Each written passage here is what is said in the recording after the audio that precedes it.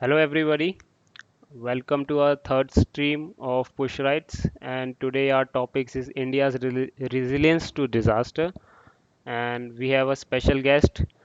His name is Shivang Sinha. He is my one of the old friends. Shivang, hello.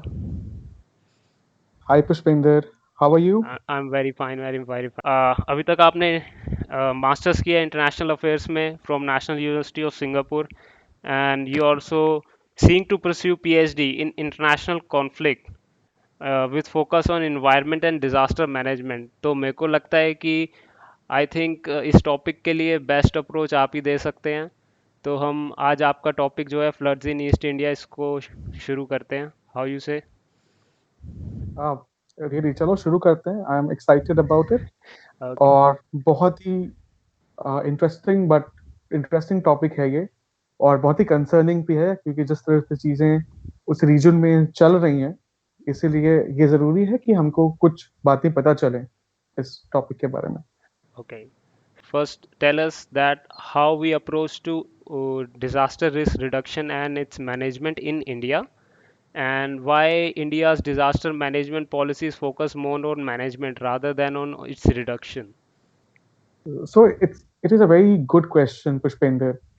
तो क्या हुआ है कि हमारी जो डिजास्टर मैनेजमेंट पॉलिसीज रही हैं अब तक, Hmm. चाहे वो 2005 में हो, 2016 में हो, 2019 में जो अपडेट्स आए हैं, उसके बारे में मैं बाद में बात करूंगा भी। Yeah. ये ज्यादातर जो आपके डिजास्टर्स होते हैं उसको कैसे मैनेज किया जाए, किस तरह से आपको रिलीफ पहुंचाया जाए, उन पे फोकस होता है। Yes. बट एक और फोकस अभी जो होना है खास करके इंडिया के कॉन्टेक्स्ट में, वो है कि आप डिजास्टर के रिस्क को कैसे रिड्यूस कर सकते हैं।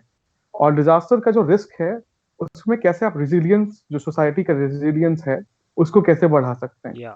तो ये दोनों चीजें जो हैं वो अभी इन मेकिंग है, अच्छा। मतलब अभी इन प्रोग्रेस है, इफ कंपेयर टू अभी इंडिया में जैसे काम चल रहा है। अच्छा। तो हमको अभी जो पॉलिसीज भी, जो अभी हमारी पॉलिसीज हैं स्पेशली इन 2019, वो 2015 के बाद इन लोगों ने फोकस करना शुरू किया और मैं इनके बारे में आपको आगे भी बताता रहूंगा। तो अभी फोकस मैनेजमेंट पे है, और क्योंकि हमारे पास जनसंख्या मतलब पॉपुलेशन ज्यादा है, इसलिए गवर्नमेंट्स फोकस करती हैं कि अगर डिजास्टर हिट हुआ तो हमको उसमें रिलीफ पहुंचाना है। उसके अपने पॉलिटिकल बेनिफिट्स भी हैं क्योंकि वो टेंजिबल हैं। और दूसरी बात यह है कि जब आप रिस्क को रिड्यूस करने की बात करते हैं या उसमें रेजिलियंस क्रिएट करने की कोशिश करते हैं, तो वो प्रिएम्प्टिव होता है, आपको उसकी तैयारी करनी पड़ती है बिल्कुल शुरू से, बिल्कुल और एबीसी से स्टार्ट करना पड़ता है, Yes. जो कि बहुत चैलेंजिंग होता है किसी भी गवर्नमेंट के लिए। जी। तो कुछ इनहेरेंट प्रॉब्लम्स हैं इस सिस्टम में, जिसके बारे में भी हम डिस्कस करेंगे। जी शिवांग, तो बिल्कुल ऐसा मेरे को लगता है कि आप बिल्कुल सही कह रहे हैं, क्योंकि जितना मेरे को बैकग्राउंड पता है कि हमने 2001 में शायद गुजरात डिज़ास्टर देखा था, अर्थक्वेक देखा था। और 2004 में मे बी आई गेस एक और आपदा आई थी असम में। तो उसके बाद ही 2005 में हमने डिज़ास्टर ये institute of national institute of disaster की स्थापना करी थी 2005 में इंडिया में। जी। तो तब से ये एक मेन हमारा है तो सही, एक सेटअप है तो सही, पर मेरे को लग रहा है 2015 के बाद ही गवर्नमेंट ने नेशनलाइज किया इस इंस्टीट्यूट को और प्रॉपर फंडिंग शुरू हुई है सेंट्रल से। क्योंकि मैं कम्प्लीटली एग्री करता हूँ कि हमारा रिडक्शन में अभी तक कोई हाल नहीं रहा है, इंडिया में कोई हाथ नहीं है। बेसिकली हम वी ट्राई टू रग everything under the covers, and हम यही करते हैं कि मैनेजमेंट पे ज़्यादा फोकस करते हैं रादर देन कि स्टार्टिंग अप्रोच सही करें चीज़ों की। तो completely agree with you. So आर तो या तो फर्स्ट क्वेश्चन को मैं थोड़ा सा और कंटिन्यू करूंगा यस यस। पुष्पेंद्र।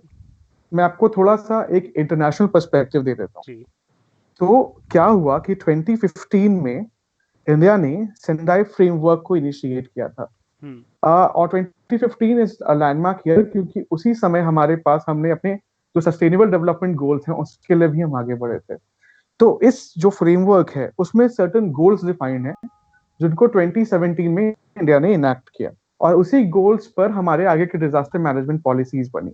तो फॉर एग्जांपल जब हमारी पहली पॉलिसी आई 2005 में, उसके बाद हमारी जो जो नेशनल डिजास्टर मैनेजमेंट पॉलिसी थी, उसके बाद हमारे पास national policy for disaster management आया, जो 2016 में उसका एक इनैक्टमेंट आया। ओके। और फिर 2019 में जो सेंडाई फ्रेमवर्क था उसको इनकॉर्पोरेट करते हुए कुछ सर्टेन गोल्स को हम लोगों ने अचीव करने के लिए कोशिश करने के लिए हमने एक स्ट्रैटेजी बनाई, जो स्ट्रैटेजी सेंडाई फ्रेमवर्क से अलाइन करती है।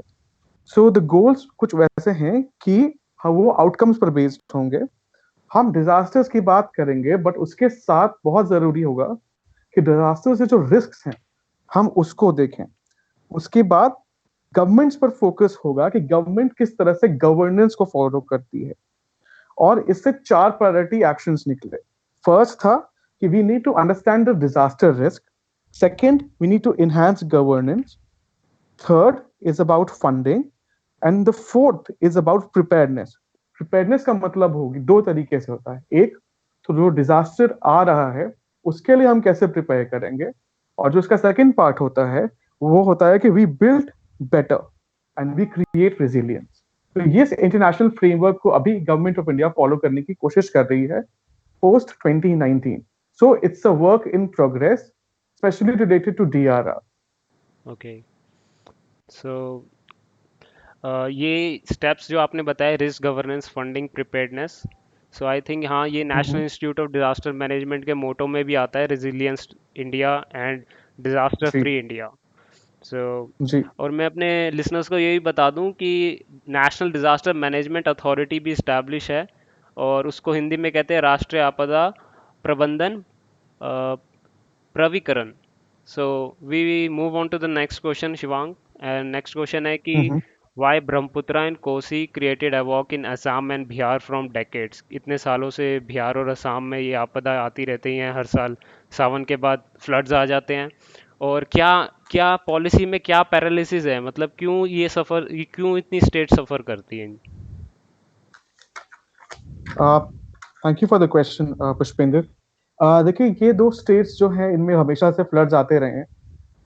फॉर एग्जाम्पल अगर आप असम की बात करें तो ब्रह्मपुत्र है वहां पे, और अगर आप बिहार की बात करें तो काफी सारी नदियां हैं, जिनमें कोसी एक बहुत बड़ी रिवर है जो कि हैवॉक क्रिएट करती है इन स्टेट्स में।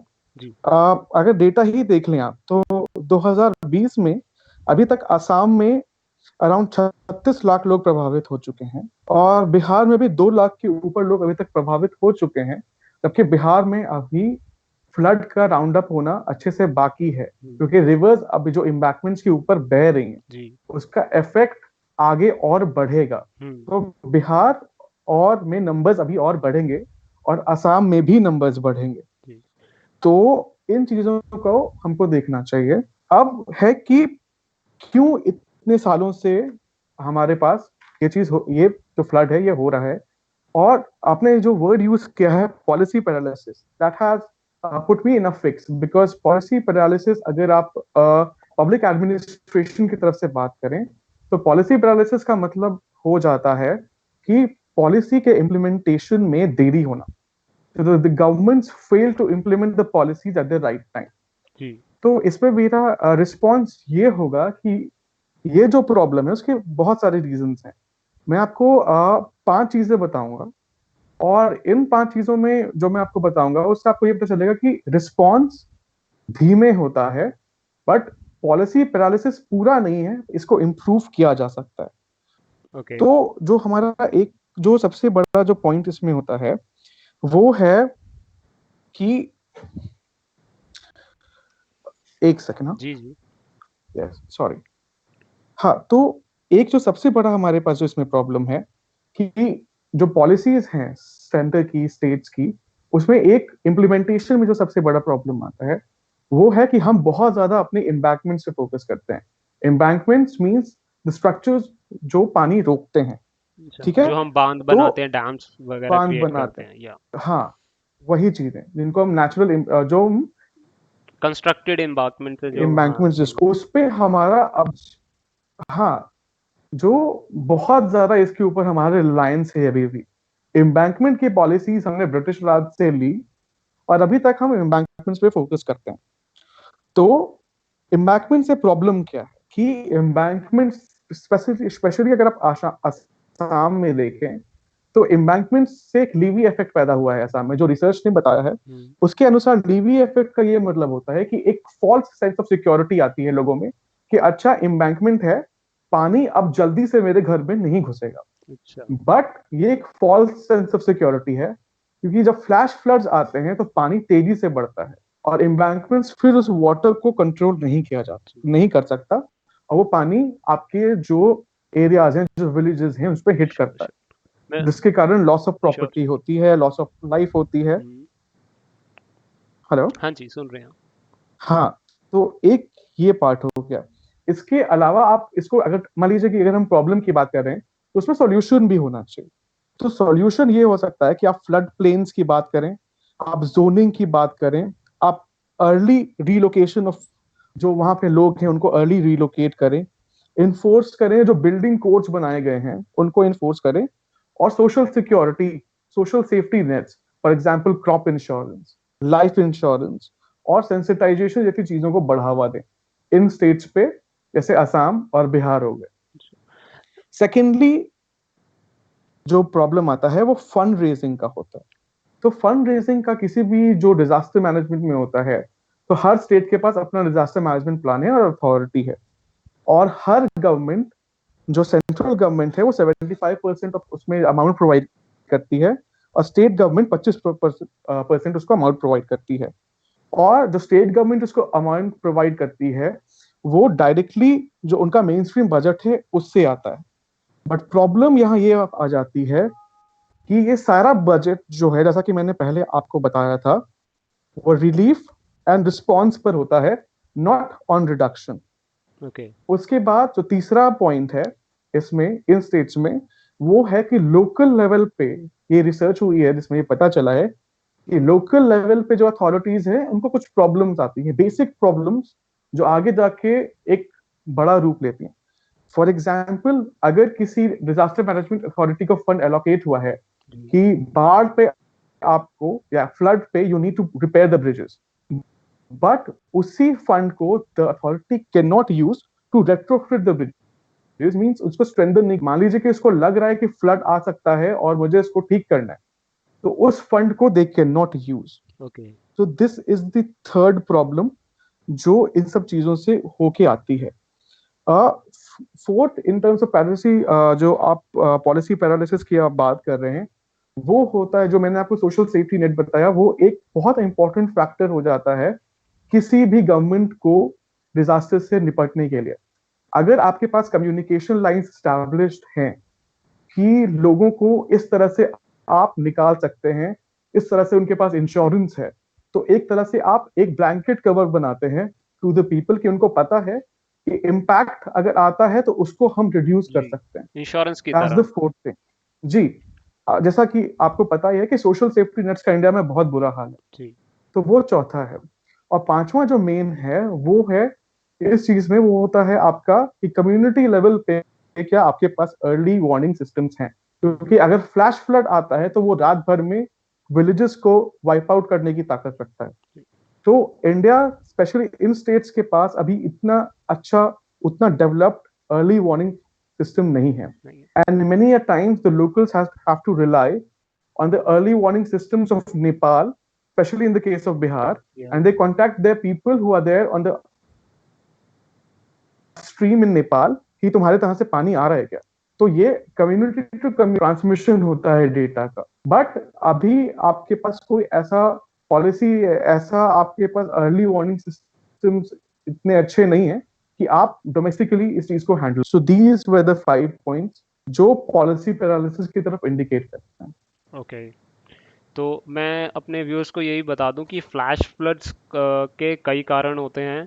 जैसे बारिश होती है, जैसे करंटली अभी चाइना में हो रहा है फ्लैश फ्लड्स, उसमें बहुत इंपॉर्टेंट है क्योंकि जब सावन के बाद बारिश होती है तो पहाड़ों से सारा पानी, जितना भी पहाड़ों का एरिया होता है, तो वो सारा कलेक्टिवली एक स्ट्रीम में डंप हो जाता है, तो उससे एक्सेस फ्लड डेवलप होते हैं। प्लस जो हमने already natural unnatural man made हमने जो बांध बनाए होते हैं, जिन्हें बार्जिस कहा जाता है या डैम्स कहा जाता है, उनको भी अपना वाटर फ्लश करना पड़ता है, क्योंकि अगर वो फ्लश नहीं करेंगे तो आपको पता है जैसे थ्री गॉर्जेस डैम भी अभी काफ़ी खतरे में है, क्योंकि उसका उसका भी कुछ पता नहीं, भरोसा नहीं। तो होप करेंगे वो टिका रहे जब तक टिक सकता है, क्योंकि चाइना के लोगों का बहुत बुरा हाल होगा नहीं तो फ्लैश फ्लड्स एक बहुत बड़ी प्रॉब्लम है, हर कंट्री डील करती है। सो अब चलते हैं नेक्स्ट क्वेश्चन पे। तो नेक्स्ट क्वेश्चन है शिवांग हमारा कि data sharing in South Asia, how data sharing is done in South Asia and why regional politics trips data sharing policies in the region of East India. Pushpendra, मुझे आपका ये word बहुत पसंद आया, रीजन ईस्ट। इसकी इस वर्ड की हमें इसलिए जरूरत है क्योंकि ईस्टर्न पार्ट ऑफ इंडिया पे बहुत ज्यादा ध्यान देने की जरूरत है हमको। चाहे वो नॉर्थ ईस्ट हो गया, चाहे स्टेट्स ऑफ बिहार हो गया, इन रीजन्स में जो फ्लड्स हैं वो काफी ज्यादा डिस्टरबेंसेस क्रिएट करते हैं। तो आपने जो ये टर्म जो फाइन किया है, रीजन ईस्ट, ये मुझे बहुत अच्छा लग रहा है क्योंकि इस टर्म के थ्रू हम इन स्टेट्स पर ज्यादा फोकस कर सकते हैं। वो एक ये मेरा आपसे इन द सेंस कि मुझे ये टर्म बहुत अच्छा लगा या कि एक अच्छा फोकस हम इसमें बना सकते हैं। तो thank you for coining this term. या और अब बात आती है data sharing in South Asia. तो डेटा शेयरिंग जो होती है वो बहुत कॉम्प्लेक्स प्रोसेस है इस रीजन के लिए क्योंकि हमारे पास पॉलिटिक्स बहुत इन्वॉल्व होती है। हम्म फॉर एग्जाम्पल, अगर आप ब्रह्मपुत्रा को देखें तो ब्रह्मपुत्रा का जो डेटा वो दो चीजों पे डिपेंड करता है। फर्स्ट, जो आपका मैकेनिज्म है Indo China exploit level mechanism वो, और सेकेंडली जो हमने एमओयू साइन किए थे चाइना से 2013 में एंड उसके बाद 2018 में। तो अकॉर्डिंग टू दीज एमओयूज मई 15 से अक्टूबर 15 तक हमें चाइना डेटा देगा अबाउट आवर रिवर्स, कि कितना डेटा आ रहा है, कितना पानी आ रहा है, कहाँ से आ रहा है। बट इसको पॉलिटिक्स ओवर ट्रिप करता है। आपको याद होगा कि कुछ साल पहले जब इंडस वाटर ट्रीटी पे इंडिया ने एम्फेसाइज किया था कि अब हम इसको रोक देंगे, जी तब चाइना ने डेटा देना बंद कर दिया था या अबाउट ब्रह्मपुत्र, या ड्यू टू जिससे due to floods. Due to retaliation उन्होंने ये स्टेप लिया था जी। बिल्कुल बिल्कुल सही कहा आपने। तो एक वो पॉलिटिक्स जब किसी चीज में घुस जाती है ना, जी तो वो किसी भी आपके जॉइंट मैकेनिज्म को ओवरथ्रो करती है। इसका मेन रीजन ये है कि इंडिया और चाइना किसी भी बाइंडिंग अग्रीमेंट से नहीं जुड़े हुए। बाइंडिंग अग्रीमेंट का ये मतलब होता है कि चाहे कुछ भी हो जाए, इंडिया चाइना इंडिया को डेटा देगा। इसका एक काउंटरफिटिंग पॉइंट भी है कि अभी इंडिया और चाइना में स्क्रिमिशेस हुए थे, आपको पता होगा, या बॉर्डर पे। बट तब भी चाइना ने इंडिया को डेटा दिया कि रिवर्स में पानी कैसे आ रहा है। जी तो इस तरह से अगर आप देखोगे तो हम चाइना के रहमो करम पर, अगर आप इसको हिंदी में बोले, हम्म तो China is favouring us to give the data. So when they want to give the data they give it, and when they want to withhold it they do that. Okay तो एक ये problem है because we don't have a binding agreement. Second, कुछ asymmetrical problem है जो बहुत minute problem है जिन पे डिस्कशन उतना नहीं। उसमें से दो प्रॉब्लम्स मैं आपको बताऊंगा। जी फॉर एग्जाम्पल, जो पहला पॉइंट है data sharing specially related to China, उसमें ये होता है कि जो बॉर्डर है इंडिया चाइना का सियांग के पास, जी उस वहां पे जो आपका क्रस्ट लाइन है वहां पे डेटा गायब है, डेटा मिस कर जाता है। ओके उससे क्या होता है कि इंडिया को एग्जैक्टली पता नहीं चलता कि वहां कितना पानी कब आने वाला है। That's one. सेकेंड, 320 किलोमीटर का पुष्पेंद्र स्ट्रेच है between the last hydrological station of China and first hydrological station of India. उसमें भी बहुत बार ऐसा होता है कि चाइना डेटा प्रोवाइड नहीं करता है बिकॉज वो भी डिस्प्यूटेड रीजन का एक पार्ट। जी तो वो एरिया में भी जब डेटा आपको नहीं मिलेगा तो इंडिया को ये पता नहीं चलेगा कि फ्लड्स कितनी स्पीड से रीजन को क्रॉस करके इंटर कर रहा है। तो ये तो बात हो गई आपकी चाइना की। जी जब आप इधर आएंगे टुवर्ड्स बिहार, तब आपको पता चलेगा कि कोशी, जो जिस रिवर पर मैंने बार बार फोकस किया है, उसकी जो सबसे बड़ी प्रॉब्लम है कि जब नेपाल में हैवी मॉनसून आता है ना, जी तो उससे फ्लड्स बिहार में आते हैं। और इंडिया और Nepal they do not inculcate rainfall data and river monitoring for better transactional data sharing mechanism. Secondly, flood warnings are delayed to the community level. Thirdly, उसके बाद कुछ पॉलिटिकल प्रॉब्लम्स पे हम आ जाते हैं, जो क्योंकि पॉलिटिक्स को हम इस रीजन से अलग नहीं कर सकते, जी वो हमारे सिस्टम का पार्ट है। तो इंडिया और नेपाल में बहुत सारी ट्रीटीज हुई थी, सॉरी बहुत सारी पैक्ट्स हुए हैं, जिन पे कोशी के ऊपर आपको बांध बनाने, means you have to construct dams जी। और बराजेस बनाने हैं। हम्म, तो कोशी बैराज के अलावा कोई भी प्रोजेक्ट अभी तक फुल्ली ऑपरेशनल नहीं है। सेकेंडली, 1954 पे इंडिया और नेपाल के बीच में कोशी अग्रीमेंट हुआ था। उस अग्रीमेंट को भी आप पूरी तरह से फाइनलाइज नहीं कर पाए हैं, क्योंकि आपके पास वाटर राइट्स से रिलेटेड इश्यूज हैं, जो ये दो कंट्रीज एक दूसरे के साथ शेयर मतलब सॉल्व नहीं कर पाई हैं। तो ये पॉलिटिकल इश्यूज हैं जो डेटा शेयरिंग को एक तरह से हिंडर कर देती हैं। पर अगर शिवांग मैं ये पूछूं कि नेपाल तो अगर हिस्ट्री चेक किया जाए, क्योंकि करंटली तो नेपाल में कम्युनिस्ट ओली गवर्नमेंट है, तो पर अगर हिस्ट्री चेक किए जाए तो नेपाल और इंडिया के रिलेशनशिप्स काफ़ी अच्छे रहे हैं।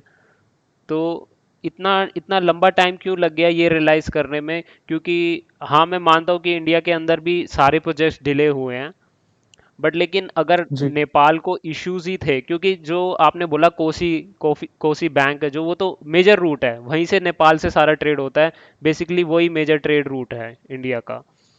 तो जी। कोई और स्पेसिफिक रीजन है कोशी पॉलिटिक्स बैराज। के अलावा कि वहाँ पे मतलब नेपाल के साथ अभी तक हम इस लेवल पे क्यों नहीं बात, डेटा शेयरिंग क्यों नहीं कर पाए वाटर ट्रीटीज के ऊपर? इसमें दो तीन चीजें हो सकती हैं। एक, इंडिया का पॉलिटिकल विल भी आप कह सकते हैं, क्योंकि इंडिया इतना ज्यादा प्रीऑक्यूपाइड रहता है चाइना और पाकिस्तान से, जी जी। कि जो छोटी और आपके पास जो सार्क नेशंस हैं, हम्म। उनके लिए इंडिया के पास बहुत ज्यादा टाइम नहीं होता। श्योर। और भले ही इंडिया, ये एक तरह से आप कह सकते हो कि थोड़ा सा फॉल्ट है इंडियन फॉरेन पॉलिसी में। जी। जो 2015 में इंडिया ने ब्लॉकेट किया था नेपाल में, या। वो भी एक बड़ा रीजन है कि थोड़ा सा जो जो ट्रस्ट इश्यूज हुए हैं इन दोनों कंट्रीज के लोगों में, वो एक चीज है जो ऊपर ऊपर उभर के आती है। और जब मैं नेपाल में काम कर रहा था on the same river policy में, तो जब मैं वहां के लोकल से बात करता था, तो ये एक बहुत बड़ा इश्यू था कि blockade was one of the issues जो लोग हमेशा उठाते थे, कि ये इस चीज से हमको काफी ज्यादा प्रॉब्लम हुई। ओके। तो राइट फ्रॉम द बिगनिंग, मतलब इवन 1954 की जब हम बात करते हैं, तो वाटर एक ऐसा इशू है जिसपे कंट्रीज हमेशा आपस में टसल में रहती हैं, कि हमको अपने लोगों के लिए चाहिए, हमको अपने लोगों के लिए श्योर। चाहिए। तो ये जो प्रॉब्लम है ये वहीं से ओरिजिनेट करती है। जी। और जहां ये इंटरेस्ट आता है, आप उसको कहते हैं कि अच्छा एक काम करते हैं, हम ट्रेड को पहले देख लेते हैं, और जो वाटर के इश्यूज हैं हम्म। वो, उसको हम थोड़ा सा देखते हैं, और विथ टाइम उसको हम यूज कर लेंगे। इस चीज में जो एक जो मेजर पॉइंट जिसको मैं आगे भी डिस्कस करूंगा, जी जी। वो है कि अगर आपको डेटा अच्छे से शेयर करना है, जी। तो आपको बेसिन वाइज एडमिनिस्ट्रेशन या बेसिन वाइज मैकेनिज्म बनाना पड़ेगा। ओके। अगर आपको कोशी बेसिन की बात की जाए, तो वो चाइना, नेपाल और इंडिया से होती है। ओके। तो आपको डेटा शेयरिंग का एक ऐसा मैकेनिज्म बनाना पड़ेगा जो बाइंडिंग हो, और ये मैकेनिज्म आपका बेस्ड होगा आपके बेसिन पर, मतलब रिवर बेसिन पे। ओके। तो उस तरह से आप पॉलिटिक्स को आउटस्ट्रिप करेंगे, और बेसिन में जो लोग रह रहे हैं उनके बारे में आप ज्यादा सोच सकते हैं। श्योर। और ऐसा ऐसा बहुत सारी कंट्रीज में हुआ है। जी। लोगों, बाकी कंट्रीज ने मिलके बेसिन को फोकस किया है, और उसके कारण आपके पास अग्रीमेंट्स आए हैं। या। सो शिवांग, ये वीडियो काफ़ी लॉन्ग हो गया है, तो इसका पार्ट 1 यहीं पे मैं स्टॉप करता हूँ और पार्ट 2 की तरफ चलते हैं। Thank you.